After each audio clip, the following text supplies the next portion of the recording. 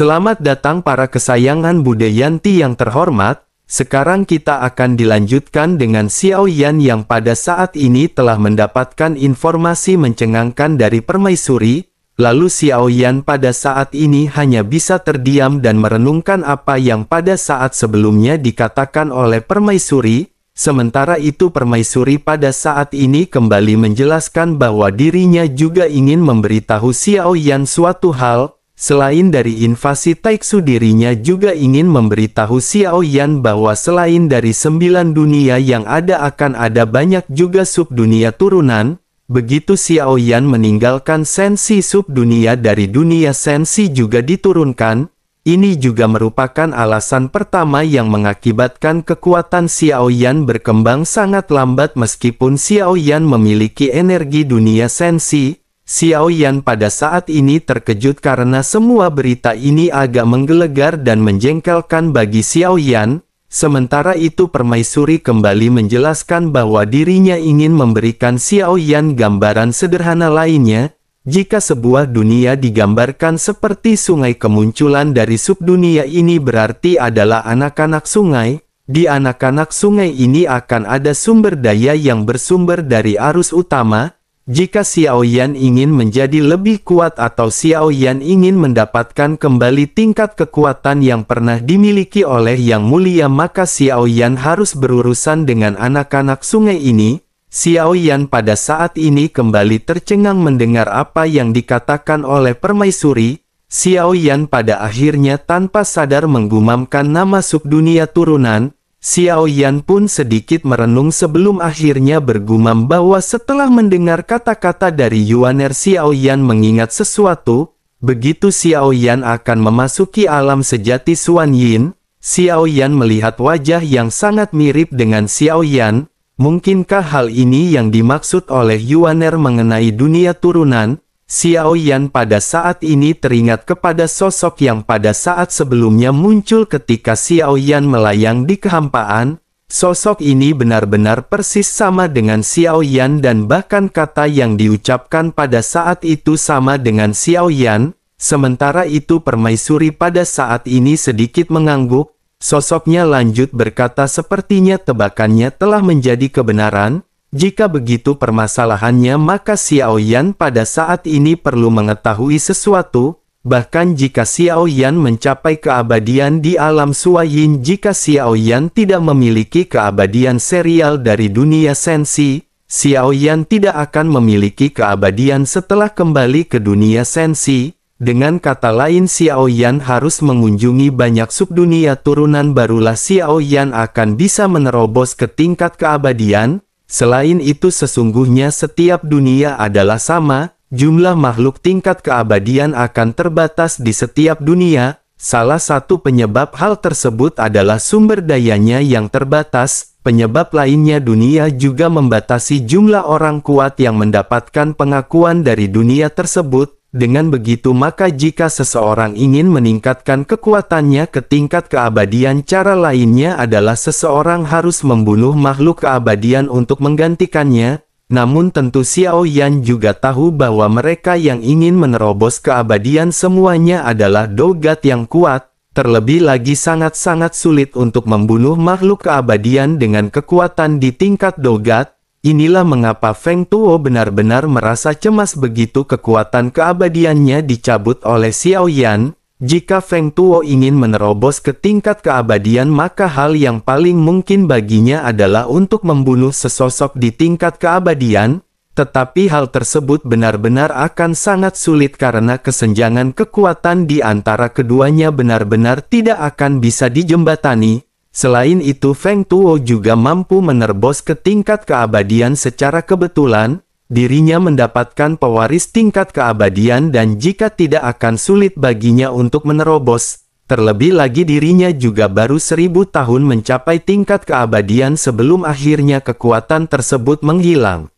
Dapat dikatakan bahwa hal ini benar-benar merupakan pukulan fatal bagi Feng Tuo. Xiao Yan pada saat ini menganggukkan kepalanya, tetapi Xiao Yan pada saat ini sedikit bingung. Xiao Yan pada akhirnya segera berkata bahwa Xiao Yan sesungguhnya tidak mengkhawatirkan mengenai hal tersebut. Namun menurut apa yang dikatakan oleh Permaisuri Xiao Yan pada saat ini ingin bertanya bagaimana cara Xiao Yan sampai ke subdunia ini, Permaisuri pun mengangkat kepalanya dan berkata bahwa dunia sejati Xuan Yin tempat Xiao Yan berada saat ini adalah subdunia sensi.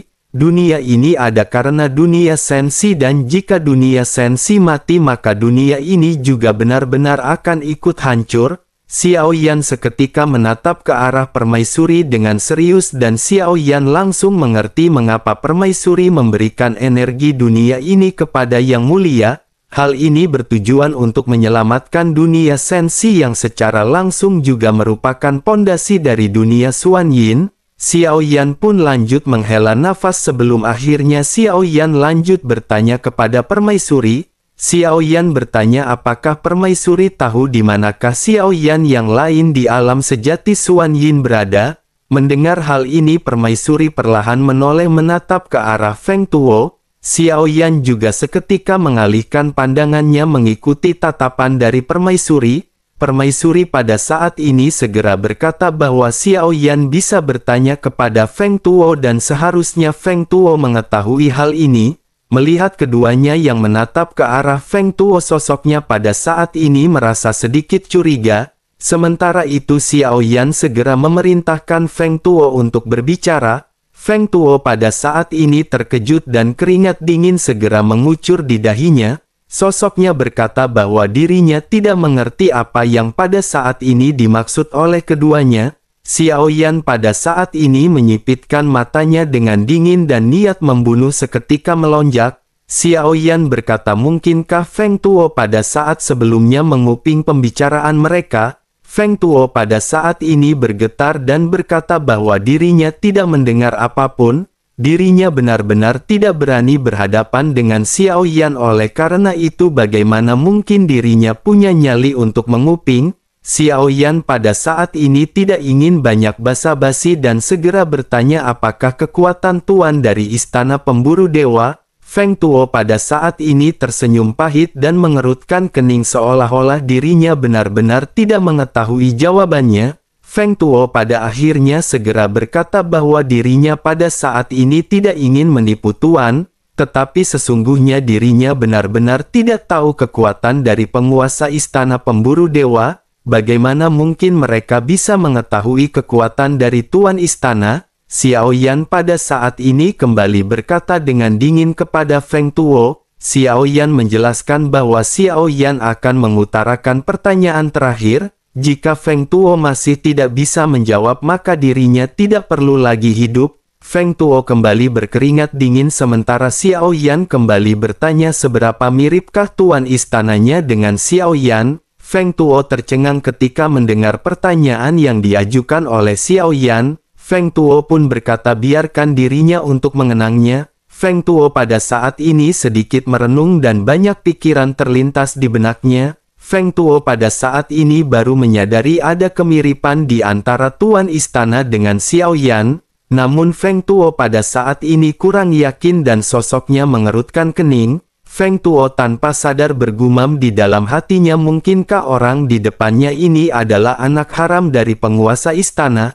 Atau mungkin kondisinya terbalik dengan penguasa istana yang merupakan anak haram dari Xiao Yan? Semakin Feng Tuo memikirkannya semakin Feng Tuo pada saat ini benar-benar berpikir negatif. Feng Tuo juga pada saat ini tidak terlalu jelas mengingat raut wajah yang dimiliki oleh Tuan Istana. Pada akhirnya sosoknya segera kembali berkata kepada Xiao Yan sepertinya potret dari kepala istana seharusnya masih berada di cincin penyimpanannya. Feng Tuo mulai mencari di antara cincin penyimpanannya sebelum akhirnya sebuah gulungan seketika muncul. Feng Tuo pada akhirnya segera perlahan membuka gulungan tersebut. Sesaat kemudian sosoknya mengangkat kepala dan menatap ke arah Xiao Yan.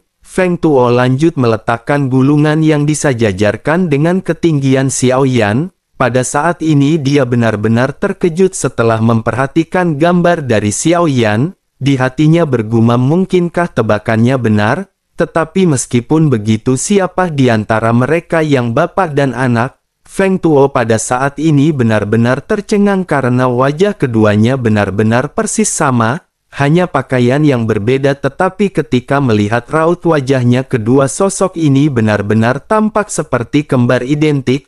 Feng Tuo tidak bisa berkata-kata dan pada saat ini segera menyerahkan gulungan tersebut kepada Xiao Yan. Begitu Xiao Yan mengambil gulungan, permaisuri juga pada saat ini menatap ke arah gulungan dengan rasa ingin tahu. Keduanya pada akhirnya menatap ke arah gulungan dan permaisuri pada saat ini sedikit terkejut. Permaisuri tanpa sadar bergumam, ternyata memang benar mereka berdua persis sama. Sementara itu Xiao Yan pada saat ini sedikit menganggukkan kepalanya setelah melihat sosok yang persis sama dengan Xiao Yan.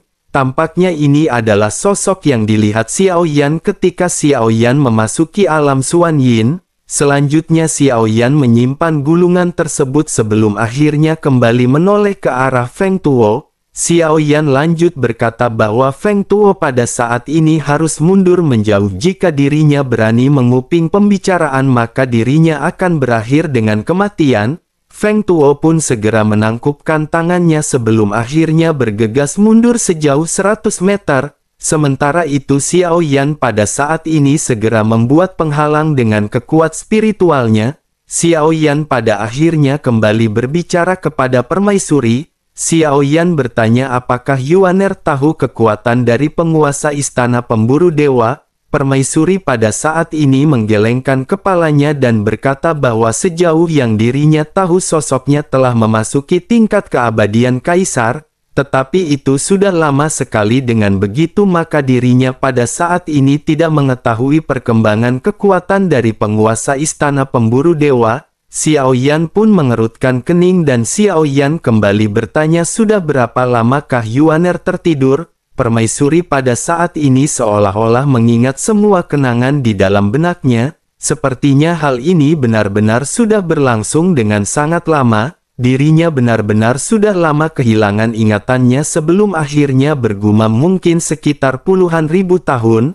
Tetapi sepertinya waktu telah berjalan lebih dari itu. Permaisuri pun menghitung sambil bergumam mungkin ratusan ribu tahun, bahkan lebih, bahkan mungkin jutaan tahun. Melihat hal tersebut Xiao Yan pada saat ini hanya bisa tersenyum pahit dan menghentikan permaisuri. Xiao Yan lanjut berkata bahwa waktu tampaknya benar-benar telah berlalu begitu lama. Xiao Yan pada akhirnya sedikit merenung sementara permaisuri pada saat ini segera berkata agar Xiao Yan tidak perlu mengkhawatirkan tentang hal ini. Meskipun subdunia tampaknya kaya akan sumber daya di permukaan, jumlah dari makhluk tingkat keabadiannya sebenarnya sangat terbatas. Terlebih lagi Yang Mulia juga telah mempertimbangkan permasalahan ini pada saat itu. Permaisuri yang tertidur juga merupakan bagian rencana dari Yang Mulia.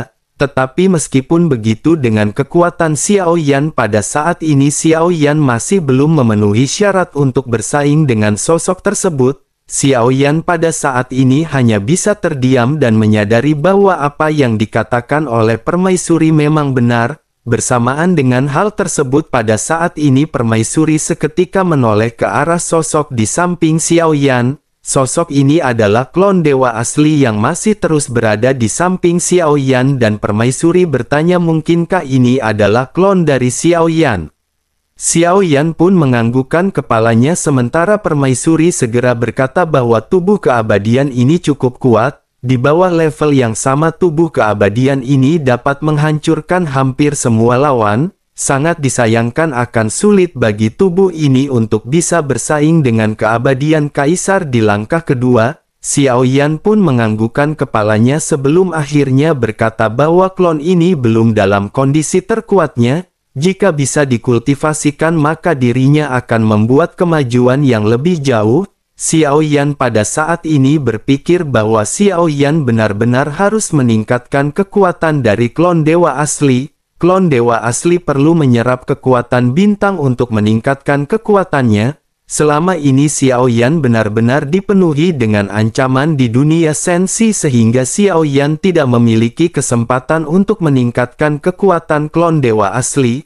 Tetapi setelah adanya ketenangan di dunia sejati Xuan Yin, Xiao Yan mungkin akan bisa meningkatkan kekuatan dari klon dewa asli. Xiao Yan pada akhirnya segera berkata kepada permaisuri bahwa klon dewa asli membutuhkan kekuatan bintang untuk meningkatkan kekuatannya. Permaisuri pada saat ini memandang ke arah klon dewa asli dengan tatapan sedikit keheranan. Ini adalah pertama kalinya dirinya mendengar tentang metode kultivasi seperti ini. Tetapi meskipun begitu sosoknya pada saat ini segera mulai berbicara, permaisuri menjelaskan bahwa hampir sebagian besar dunia nyata Xuan Yin ini terdiri dari bintang-bintang. Dengan begitu maka Xiao Yan akan bisa berlatih sebanyak yang Xiao Yan mau. Bintang Xiao Yu yang akan mereka tuju juga adalah bintang berukuran sedang hingga besar. Seharusnya itu dapat memiliki kekuatan bintang yang dibutuhkan oleh Xiao Yan. Xiao Yan pada akhirnya menghela nafas lega dan menganggukkan kepalanya sementara permaisuri mengajak mereka kembali pergi. Xiao Yan pun segera duduk bersila di belakang kelinci Bing Yun diikuti dengan Feng Tuo di belakangnya. Feng Tuo pada saat ini duduk bersila dengan wajah yang terlihat gelap dan terasa rasa kesal di dalam hatinya. Feng Tuo pada saat ini berpikir apakah dirinya harus memanggil para pemburu dewa lainnya untuk datang melakukan penyelamatan. Feng Tuo tahu bahwa orang kuat yang akan bisa berhadapan dengan Xiao Yan setidaknya berada di tingkat keabadian langkah kedua. Feng Tuo pada akhirnya bersiap untuk mengeluarkan slip batu giok. Namun Feng Tuo pada saat ini sedikit ragu mengingat kemiripan Tuan Istana dengan Xiao Yan. Feng Tuo khawatir jika di antara mereka memiliki hubungan dan jika Feng Tuo memberikan kabar kepada mereka bukanlah penyelamatan yang didapatkan oleh Feng Tuo melainkan dirinya akan berakhir dalam kematian. Feng Tuo pada akhirnya menggertakkan giginya dan sosoknya pada saat ini hanya bisa diam sambil berkeringat dingin. Pada saat yang sama Xiao Yan juga sedikit menoleh dan memandang ke arah Feng Tuo. Meskipun Xiao Yan tidak berbicara ketika melihat hal ini, Feng Tuo kembali berkeringat dengan deras. Meskipun Xiao Yan sepertinya tidak memperhatikannya sepanjang jalan, ternyata Xiao Yan bisa merasakan apa yang dirinya pikirkan. Beruntung Feng Tuo tidak menyebarkan berita dari slip batu giok dan jika tidak mungkin saja akan mati sebelum bala bantuan tiba. Sementara itu Xiao Yan kembali menoleh dan Xiao Yan pada saat ini segera mengeluarkan belasan cincin penyimpanan. Xiao Yan memilah-milah barang-barang yang ditemukan oleh Xiao Yan satu demi satu. Sumber daya yang banyak pada saat ini benar-benar dapat dikatakan seperti harta karun. Xiao Yan mendapatkan banyak origin Qi dan ini merupakan sumber daya yang paling penting. Ada juga banyak bahan obat dan barang berharga lainnya di cincin penyimpanan. Banyak juga keterampilan bertarung tetapi keterampilan bertarung ini tidak dapat digunakan oleh Xiao Yan. Xiao Yan tidak menemukan keterampilan bertarung yang berada di tingkat penciptaan. Keterampilan bertarung di tingkat ini umumnya tidak diturunkan dalam bentuk gulungan. Setelah beberapa saat melakukan perjalanan pada akhirnya sebuah planet besar indah muncul di hadapan Xiao Yan. Seluruh bintang berwarna-warni dan terlihat sangat indah hanya dari penampilannya saja. Permaisuri juga segera berkata bahwa mereka telah tiba di Xiao Yuzing. Sudut mulut permaisuri terangkat menjadi sebuah senyuman dan matanya terlihat dipenuhi dengan kenangan yang banyak. Bintang-bintang di langit pada saat ini berada dalam keadaan yang kabur dengan ribuan gunung yang melonjak. Awan dan hujan memenuhi udara dan hujan yang turun di setiap daerah memiliki warna berbeda-beda. Hal ini tentu saja akan membuat orang merasa sedikit aneh ketika pertama kali datang. Namun begitu memasuki tempat ini Xiao Yan bisa merasakan adanya niat membunuh yang kuat. Xiao Yan segera melihat ke arah sumber niat membunuh tersebut berasal. Xiao Yan melihat sesosok tubuh yang tergantung di kabut dan hujan. Tangan sosok tersebut terlipat di depan dada dan sosoknya mengenakan pedang di belakang punggungnya sambil membelakangi Xiao Yan. Permaisuri juga pada saat ini tersenyum dan bergumam bahwa sparring partner mereka ada lagi di sini. Jika begitu permasalahannya dirinya akan menunggu Xiao Yan di bintang Xiao Yu. Xiao Yan pada saat ini dipenuhi dengan kebingungan tetapi Xiao Yan memutuskan untuk melayang di udara. Sementara itu kelinci Bingyun dan permaisuri pada saat ini segera bergegas meninggalkan Xiaoyan.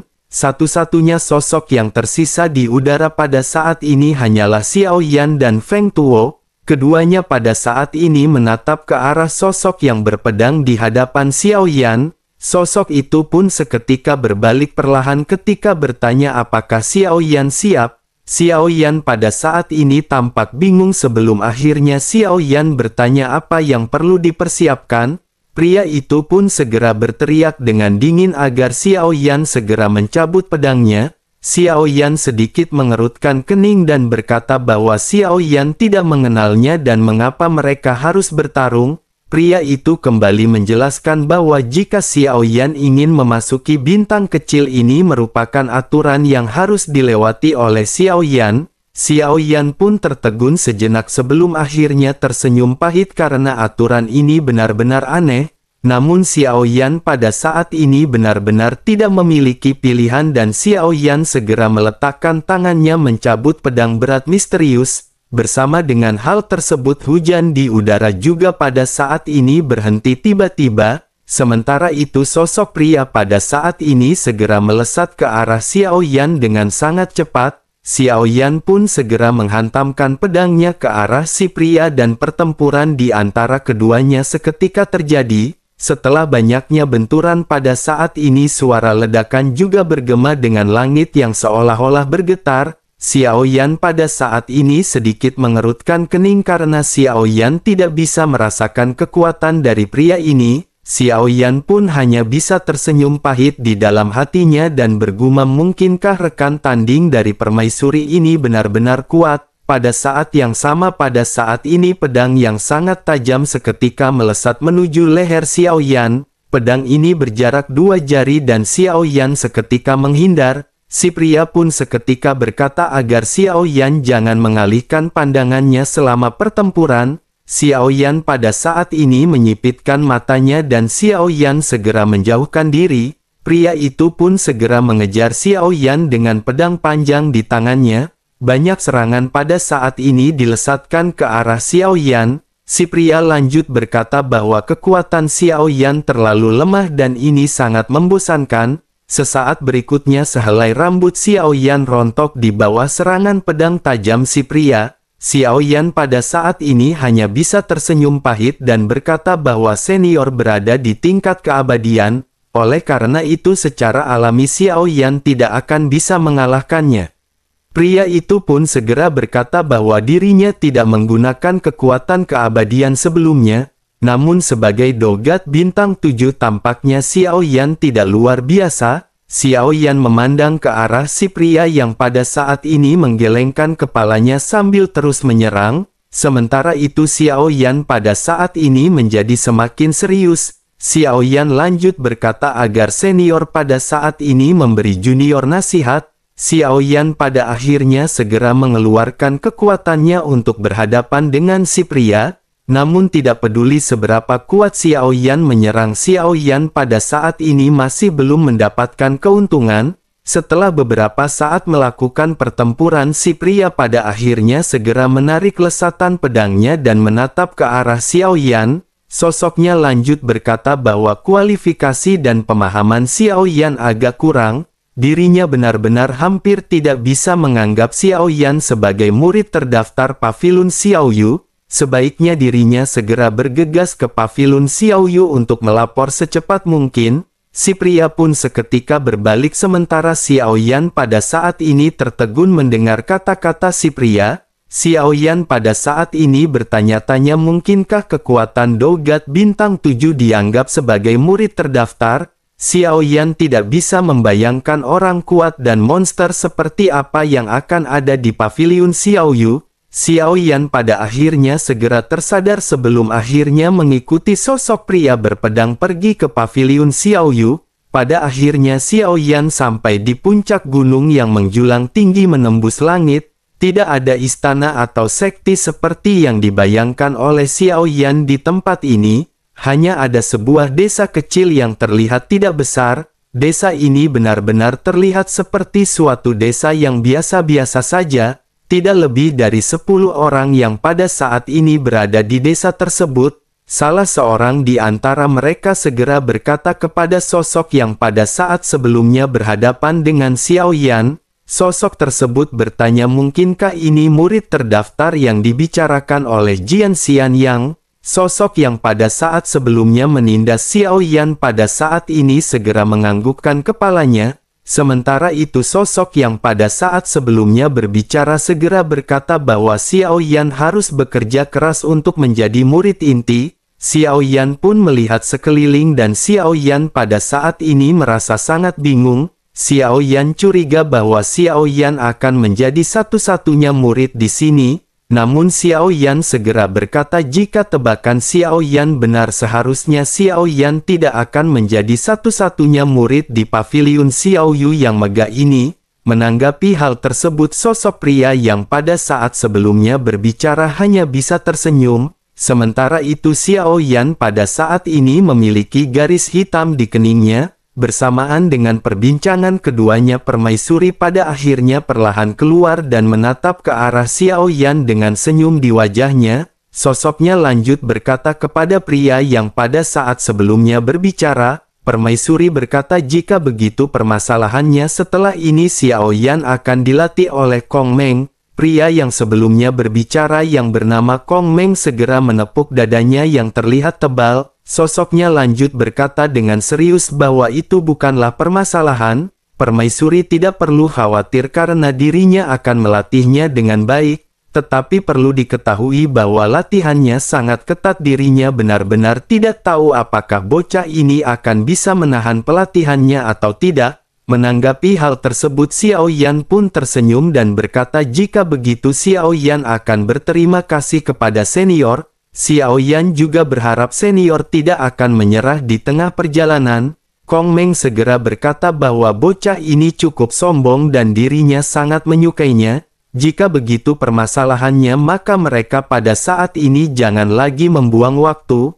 Biarkan senior segera memulai pelatihan dari Xiao Yan. Kong Meng memandang ke arah Xiao Yan dengan minat yang semakin besar di matanya. Sosoknya perlahan-lahan segera mengepalkan kelima jarinya dan segera melesat ke udara. Kong Meng pada saat ini lanjut berkata, namun sebelum pelatihan dimulai izinkan dirinya menguji seberapa kuat Xiao Yan terlebih dahulu. Xiao Yan pada saat ini mengangguk sedikit dan Xiao Yan seketika melesat ke udara. Sementara itu Kong Meng segera melangkah maju dengan kecepatan yang cukup cepat. Kong Meng mengangkat tinjunya yang besar dan memulai menyerang ke arah Xiao Yan. Semua orang yang berada di sekitar pada saat ini menatap ke arah Xiao Yan dengan penuh minat. Terlihat ada seorang wanita yang memiliki ekspresi centil dan bertanya kepada permaisuri siapakah sosok Xiao Yan. Permaisuri pada saat ini menunjukkan senyum misterius. Sosoknya berkata bahwa dirinya juga tidak begitu paham tetapi lambat laun mereka akan mengetahuinya. Keduanya pada akhirnya kembali menatap ke arah pertempuran di antara Xiao Yan dan Kong Meng. Banyak benturan yang terjadi di dalam pertempuran. Dua siluet sosok saling terkait dengan tinju mereka yang benar-benar kuat. Bersamaan dengan hal tersebut hujan juga pada saat ini turun di tengah-tengah kedua tinju yang saling bertempur gila-gilaan. Ekspresi di wajah Kong Meng pada saat ini menjadi semakin bersemangat sebelum akhirnya sosoknya berbicara. Kong Meng berkata bahwa Xiao Yan sebenarnya bisa mengimbangi kecepatan pukulannya. Hal ini sudah cukup lumayan dan hanya saja masih ada beberapa kekurangan pada kekuatan tinjunya. Kong Meng pada saat ini segera mundur dan tidak melanjutkan pertempurannya dengan Xiao Yan. Sosoknya berkata bahwa bakatnya masih bagus dan latihan ini selesai karena sudah waktunya makan. Pada akhirnya semua orang berpencar satu demi satu dan di waktu berikutnya suara benturan tinju teredam kembali terjadi di luar paviliun Xiao Yu. Kong Meng kembali melakukan pelatihan dengan Xiao Yan hingga waktu istirahat tiba. Permaisuri juga selalu mengunjungi Kong Meng setelah pelatihan dan bertanya mengenai perkembangan Xiao Yan. Permaisuri bertanya bagaimana perkembangan dari murid barunya. Kong Meng berkata bahwa kekuatannya telah meningkat dan itu lumayan. Ketekunannya juga sangat bagus dan Kong Meng benar-benar puas. Permaisuri pun tersenyum dan berkata jika begitu permasalahannya maka hal tersebut benar-benar bagus. Kong Meng juga pada saat ini tersenyum dan berkata tetapi meskipun begitu hal ini masih jauh lebih buruk jika dibandingkan dengan kekuatan Kong Meng sang anak angkat Bapak Komeng.